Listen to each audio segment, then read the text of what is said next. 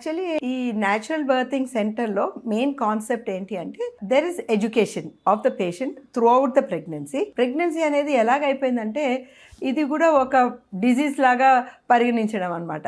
At every point something is happening to her అని ఆ భయం అనేది ఎక్కువైపోయింది.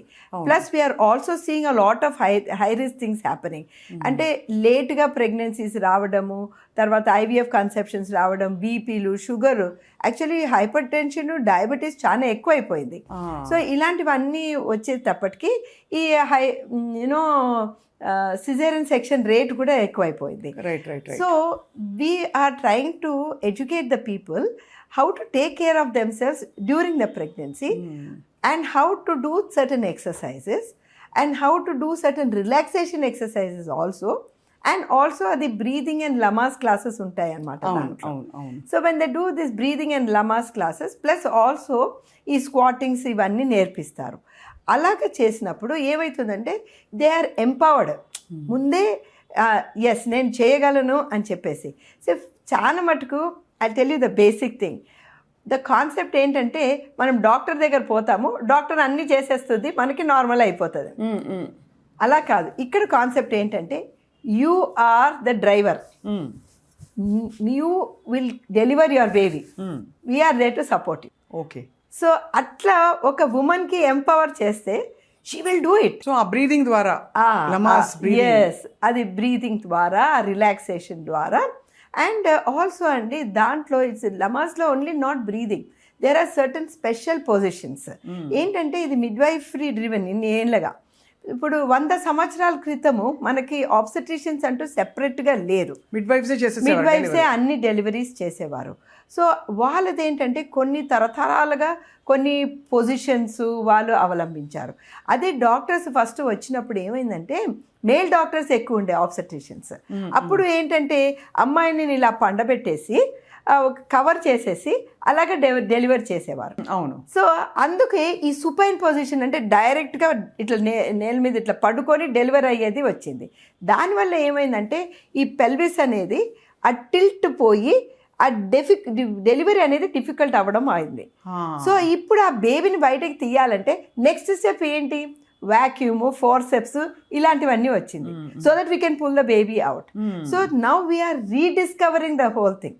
ఇవంతా ఉనింది కానీ ఇప్పుడు మళ్ళీ కొంత all the pockets of midwives వీటి వల్ల this also the obstetricians are understanding this.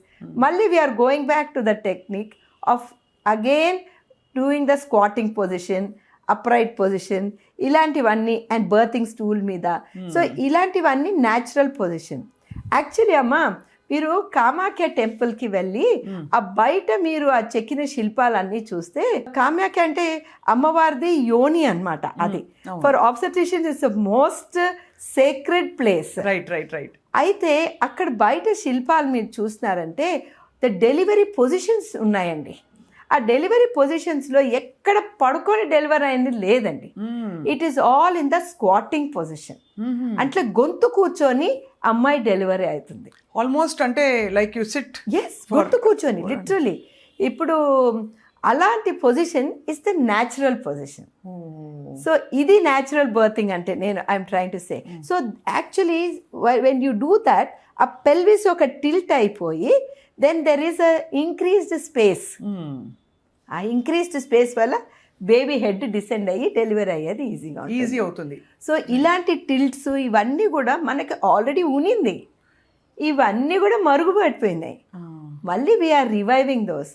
మన గైనిక్ మీటింగ్స్లో కూడా, మా ఆబ్స్టెట్రిక్ సొసైటీ మీటింగ్స్లో కూడా we're telling more and more about these positions of delivery. So దీనివల్ల మనకి ఎలాగ ఈజీ డెలివరీ అవుతుంది అని చెప్పేసి these are things we're trying to inculcate these natural things again into our labour. So that is the what we're telling natural birth అని చెప్పి. But అందరూ open మైండ్తో ఉండడం అనేది చాలా విశేషం మ్యామ్. ఇప్పుడు ఏంటంటే అండి ఒక్క advantages because of the media వల్ల ఏమవుతుందంటే జనాలు చూస్తున్నారనమాట. అంటే యుఎస్ఏలో, యూకేలో ఇవన్నీ చాలా పాపులర్. సో ఇవంతా వాళ్ళు వెళ్తున్నారు, కొంతమంది అక్కడ డెలివరీ అయి వస్తున్నారు. యాక్చువల్లీ మీరు నెదర్లాండ్స్, స్వీడన్ ఇలాంటి దేశాల్లో వెళ్ళారనుకోండి, అక్కడ మిడ్వైఫరీ డెలివరీసే ఎక్కువ ఉంటాయి.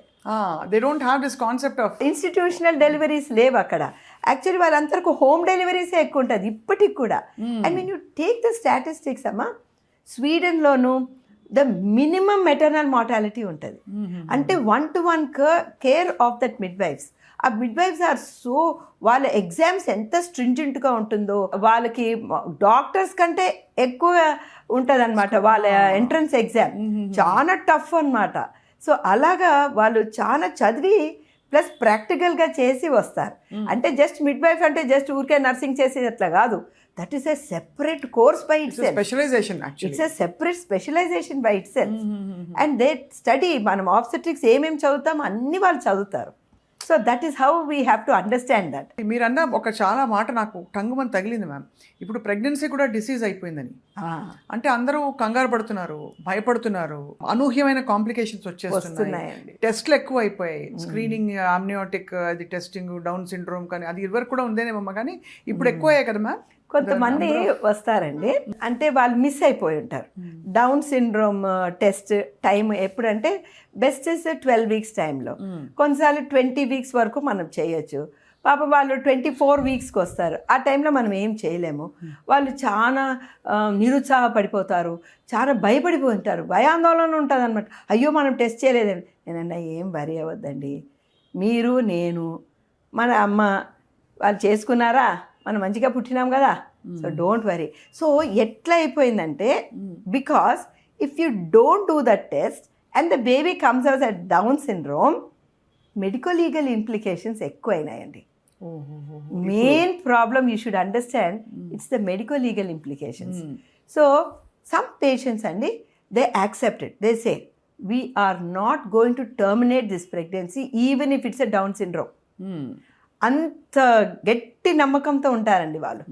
So it's a tough decision కదా మ్యామ్, చాలా టఫ్ డెసిషన్. నేను 2 పేషెంట్స్ని చూసానండి. ఎందుకంటే ఒక చైల్డ్ని తీసుకొచ్చాక వాళ్ళ తర్వాత ఏం చేస్తుంది baby child?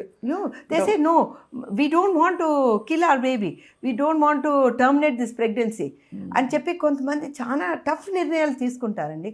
And whatever it may be, that is one aspect of the thing. And వాళ్ళు ఆ డౌన్ సిండ్రోమ్ బేబీని ప్రేమతో చూసుకుంటారు.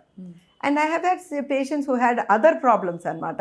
ఇప్పుడు సమ్ హైడ్రోనెఫ్రోసిస్, హైడ్రోకెఫలిస్ ఉంటుంది కొంతమంది baby, they decide to continue. So that is just one end of the spectrum. కానీ nowadays the other end of the spectrum ఏంటంటే, ఒక చిన్న ఎక్స్ట్రా వేలు ఉన్న, కొంచెం షార్ట్ ఉన్నా, they don't want the baby. అలా కూడా చేస్తారు అట్లాంటిది they don't want. Because now the other end of the spectrum we're having whole lot of tests. We can keep seeing even minor changes. Chinna minor changes, chinna cleft lip unna, they don't want to accept the baby. Anta direct ga terminate chesemani cheptaru. They don't want to, because again it's their wish. They don't want to accept the baby. So itlanti spectrum okati atlanti.